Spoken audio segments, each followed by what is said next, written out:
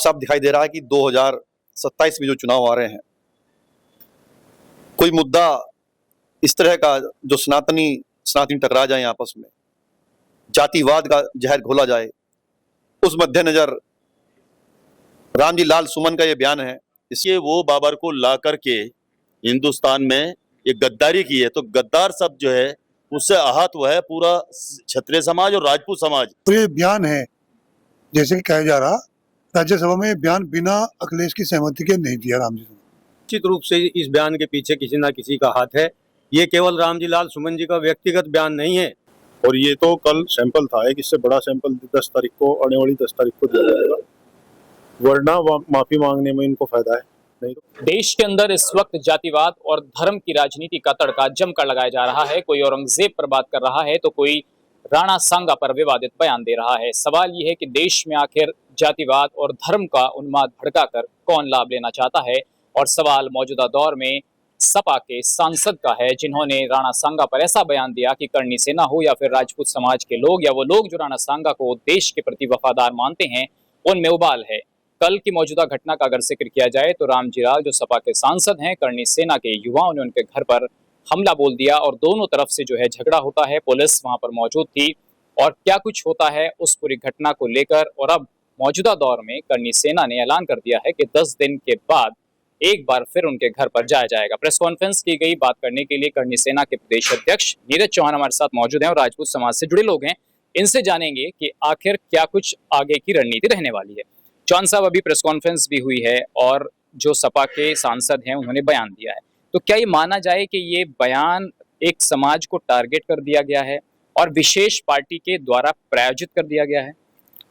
देखिएगा कि जिस तरह का बयान हिंदुस्तान की राज्यसभा में बैठकर एक ओछी मानसिकता रखने वाले व्यक्ति रामजी लाल सुमन ने दिया था, और उस बयान के बाद किसी भी पार्टी की क्रिया यहाँ पर नहीं आई। उसमें टाइम रखा गया, टाइम के बावजूद भी रामजी लाल सुमन ने कोई माफी नहीं मांगा गया।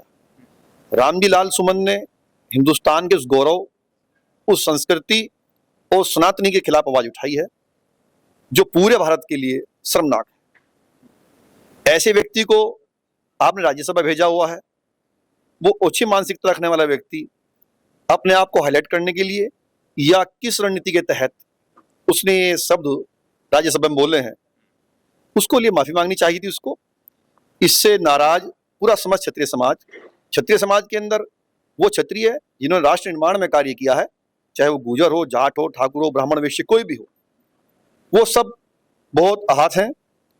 उस आहत के पीछे अगर किसी पार्टी के राष्ट्रीय नेता ने उसकी सहमति जताई है उस बयान में, उसका भी विरोध हुआ है। तो ये बताइए, जैसे कि अखिलेश यादव ने कहा कि बीजेपी इतिहास के पन्नों को खंगाल रही है, तो एक सांसद के बयान पर एक राष्ट्रीय अध्यक्ष को उसका समर्थन करना, क्या ये एक पॉलिटिकल एंगल से इस चीज को नहीं देखा जाना चाहिए कि अगर वो बयान रामजी लाल सुमन ने दिया और उससे आप लोगों की भावनाएं आहत हुई हैं, तो हो सकता था कि अखिलेश यादव ये कह देते कि मेरे सांसद ने गलती की तो मैं माफी मांगता हूं, लेकिन अपने सांसद को कहीं ना कहीं पीछे से, पर्दे के पीछे बैक सपोर्ट देना षड्यंत्र नहीं है? बिल्कुल साफ साफ दिखाई दे रहा है कि 2027 में जो चुनाव आ रहे हैं,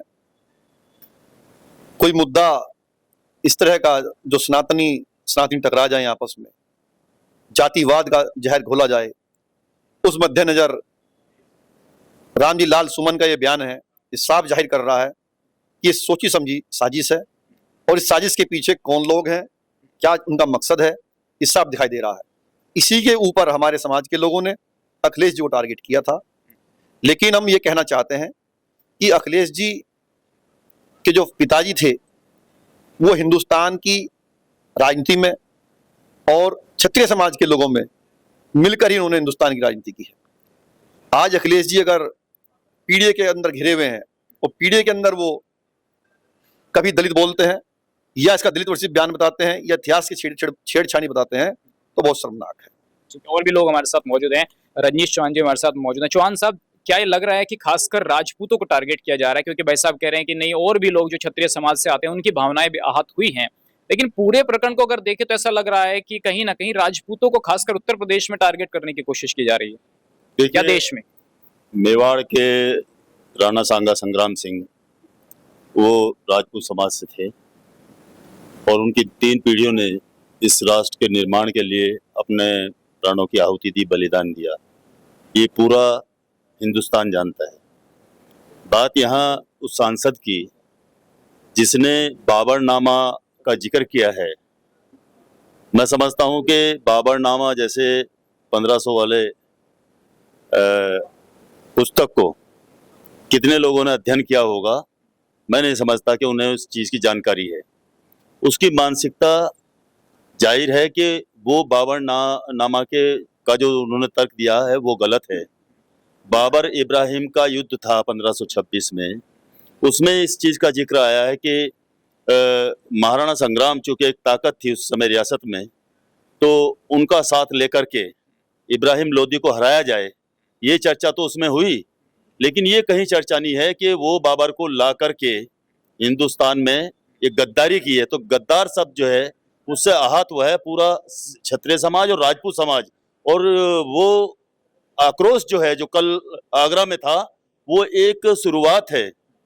इसका भविष्य में जो परिणाम है वो इससे भी ज्यादा भयावह होगा। अच्छा, अखिलेश यादव का ये कहना कि दलित हैं इसलिए घर पर हमला बोला जा रहा है, आपको लग रहा है कि देश के अंदर दलित वर्सेस राजपूत की एक तलवार खींचने की या एक लकीर खींचने की कोशिश की जा रही है? अखिलेश यादव के बयान के कोई आधार नहीं है। गेस्ट कांड जो है सभी को पता है कि किस तरीके से एक दलित महिला के साथ उस पार्टी की मानसिकता रही और किस तरह से उसको उसकी हत्या करने का साजिश की। तो वहाँ दलित इस तरह की हितैषी करना बात बेईमानी है। आपको क्या लगता है वैसा पूरे प्रकरण में जिस तरीके से घटनाएं हो रही हैं, क्या लग रहा है कि देश के अंदर धर्म की और जाति की राजनीति क्यों हो रही है? ये राजनीतिक स्टैंड के कारण हो रही है। अखिलेश जी ने समर्थन करा है रमेश सुमन का, मैं राम नहीं कहूंगा उसको, मैं तो रमेश सुमन ही कहूंगा उसे। अखिलेश जी की जो पीडीए की एक योजना बना रहे हो, खाली पिछड़ा, दलित और मोमडन, यानी कि क्षत्रिय और सनातन धर्म को छोड़ रहे सारों को, पिछड़े में भी केवल अपनों को ले रहे, अदरवाइज जो क्षत्रिय कौम है उनको नहीं जोड़ रहे। ये केवल राजनीतिक स्टैंड है। और ये बयान है जैसे कि कहा जा रहा, राज्यसभा में ये बयान बिना अखिलेश की सहमति के नहीं दिया राम जी ने। बहुत बड़ी बात कही है इन्होंने कि बिना अखिलेश यादव के समर्थन के बयान नहीं दे सकते। आप भी वरिष्ठ हैं, आप कैसे देख रहे हैं अखिलेश यादव के सांसद का बयान देना? क्या पीछे पर्दे के कोई और है, स्क्रिप्ट कोई और लिख रहा है? क्योंकि लोग कह रहे हैं कि देखिए योगी जब देश के प्रधानमंत्री बन रहे हैं तो क्या उनकी जाति को लेकर के अब चीजें हो रही हैं कि अखिलेश यादव कह रहे हैं कि योगी को टारगेट करो तो पहले जाति को कर लो? कई विपक्षी पार्टियां जो हैं दलित वर्सेस राजपूत को भिड़ाना चाहती हैं और उसी संदर्भ में ये बयान दिया गया है। निश्चित रूप से इस बयान के पीछे किसी ना किसी का हाथ है। ये केवल रामजी लाल सुमन जी का व्यक्तिगत बयान नहीं है, चूंकि भारत की संसद के उच्च सदन में राज्यसभा में ये बयान दिया गया है, इसलिए इसके लिए समाजवादी पार्टी भी जिम्मेदार है। उनके राष्ट्रीय अध्यक्ष को इस पर एक्शन लेना चाहिए था रामजी लाल सुमन पर, और उसके खिलाफ कड़ी से कड़ी कार्रवाई की जानी चाहिए। रही आगरा की बात, आगरा में क्रिया की प्रतिक्रिया है। हमारे नौजवान यूथ जो थे बड़े शांतिपूर्ण तरीके से जा रहे थे। प्रदर्शन करना लोकतंत्र में एक अधिकार है। ऊपर से जब पथराव हुआ तो उसकी प्रतिक्रिया में ये सब तोड़फोड़ हुई है। उसके लिए जिम्मेदार रामजी लाल सुमन के और समाजवादी पार्टी के गुंडे और माफिया लोग हैं जिन्होंने ऊपर छत से पथराव किया है। कल जिस तरीके से वैसा हमने देखा कि झगड़ा होता है, पुलिस लाठीचार्ज भी करती है और ये कहा गया कि 2 युवक जो हैं राजपूत समाज के जो गाड़ी में बैठे हैं बाइट दे रहे हैं कि उन पर हमला होता है और पूरा उनके ऊपर खून और उनके सर हमने देखे किस तरीके से लाल रंग से खून में लथपथ थे। तो कुछ लोगों ने कहा कि ये ड्रामा किया गया है, चटनी जो है वो ढंग से नहीं फैलाई गई है। तो इस तरीके की बातें कही गई कि खुद अपने आप चोट मार ली राजपूत समाज के युवाओं ने, पथराव किसी ने नहीं किया। सब कह रहे थे कि नहीं आप जो है हंगामा मत कीजिए। आप लोग कह रहे हैं कि ऊपर से पथराव हुआ है। ये ऊपर से पथराव हुआ है और जाकर देख लो भाइयों के अंदर है ना कितने बड़े चोटिल हैं। और ये तो कल सैंपल था, एक इससे बड़ा सैंपल 10 तारीख को, आने वाली 10 तारीख को दिया जाएगा। वरना माफी मांगने में इनको फायदा है, नहीं तो पूरे देश में आग लगने का पूरा चांस। राजपूत हमेशा घायल रहा और घायल लड़ता रहा, लेकिन कभी ने इस बात को नहीं समझने की कोशिश करी। जब भी कोई टारगेट किया सिर्फ ठाकुर को किया जाता है, राजपूत को किया जाता है। राणा सांगा के बारे में उनको अगर ज्ञान होता तो इस तरह की भाषा का यूज ना होता। पढ़ना लिखना बहुत जरूरी है। वो एक अनपढ़ नेता संसद में बिठा रखा है और मतलब की बेफालतू की बात कर रहे हैं। इसलिए जो है माननीय गण जो और बैठे हैं वहाँ शासन, उनको सद्बुद्धि दे भगवान, उनको माफी मांगने का आग्रह किया। 2-3 सवाल है नीरज जी आपसे। अब सवाल ये है कि जो राजपूत युवा थे वहां पर घायल हुए हैं, जिस तरीके का माहौल बिगड़ा, अब आपने ये कहा कि नहीं हम तो 10 दिन के बाद फिर और बड़ा हंगामा करेंगे। तो ये माहौल और खराब नहीं होगा इससे? नहीं, माहौल खराब करने वाली बात हमने नहीं कही है। हंगामे का ये है कि जिस तरीके से रामजी लाल ने माफ़ी नहीं मांगी और उसके घर पर जो भी कल घटनाक्रम हुआ है उसमें हमारे लोगों को घायल किया गया, पथराव हुआ है, उसके बावजूद भी वो अपनी गलती को मानने को तैयार नहीं है। क्षत्रिय समाज भारी संख्या में भारी विरोध जताने के लिए पूरे आगरा को जाम करने के वहां धरने प्रदर्शन में बैठेगा और उससे जब तक माफी नहीं मांगेगा जब तक प्रदर्शन जारी रहेगा। अच्छा, कल हमने सहारनपुर में कुछ राजपूत समाज के युवाओं का बयान सुना जिसमें अखिलेश यादव को लेकर इस तरीके की बात कही गई है, उसको आप किस तरीके से देख रहे हैं? पूर्व मुख्यमंत्री के लिए क्या ये लड़ाई अब राजपूत वर्सेस अखिलेश और समाजवादी पार्टी हो गई है? नहीं, ऐसी कोई लड़ाई समाजवादी की या समाज नहीं लड़ रहा है। ये पॉलिटिकल अपना मुद्दा है। जिस व्यक्ति ने अगर समाजवादी के अखिलेश जी को या किसी को गाली दी है, हम नहीं कह सकते, ये पर्सनल व्यक्ति ने किसी ने दी होगा, वो भी इसलिए दिया गया है कि लालजी लाल सुमन उनकी पार्टी के हैं और उनके हक में अखिलेश जी ने पन्ना पलटने वाला अपना बयान दिया था। उसके बाद उन्होंने उसको संशोधन भी किया उसका। लेकिन हम नहीं चाहते हमारी लड़ाई किसी पार्टी से है या किसी धर्म या बिरादरी से। हमारी पार्टी उस व्यक्ति से है, लड़ाई उस व्यक्ति से हमारी जो हमारे इतिहास को और या हमारे किसी महापुरुष को गाली दे रहा है, गद्दार कह रहा है, ये लड़ाई उसके साथ है। ऐसी लड़ाई से क्या योगी जी को भी टारगेट किया जा रहा है? हाँ, बिल्कुल किया जा रहा है। ऐसी लड़ाई को, क्योंकि मुख्यमंत्री राजपूत हैं, तो दूसरे विरोधी दल जो हैं या विपक्षी पार्टियां देख रही हैं कि भाई ये राजपूत है और राजपूत को टारगेट किया जा रहा है, राजपूत को मुख्यमंत्री से जोड़ा जाता है। इस वजह से ज्यादा उंगली उठाई जा रही है। अगर राजपूत मुख्यमंत्री ना होता तो तब भी लड़ाई जारी रहती है। तो अगर मुख्यमंत्री कोई दूसरी बिरादरी का होता और क्षत्रिय लोगों पर कोई टिप्पणी करता, हमारी लड़ाई तब भी जारी थी। मायावती के सरकार में हम लोग बहुत प्रदर्शन किए हैं, हरजी नेट का मामले रहे हैं। ये नहीं कि आज मुख्यमंत्री ठाकुर है तो हम इसलिए उग्र हैं, इसका कोई उद्देश्य नहीं है इस बात कहने से। चलिए ठीक है चौहान साहब, तो ये थे करणी सेना के तमाम पदाधिकारी जिन्होंने इस मुद्दे पर खुलकर अपनी बात रखी। फिलहाल इतना।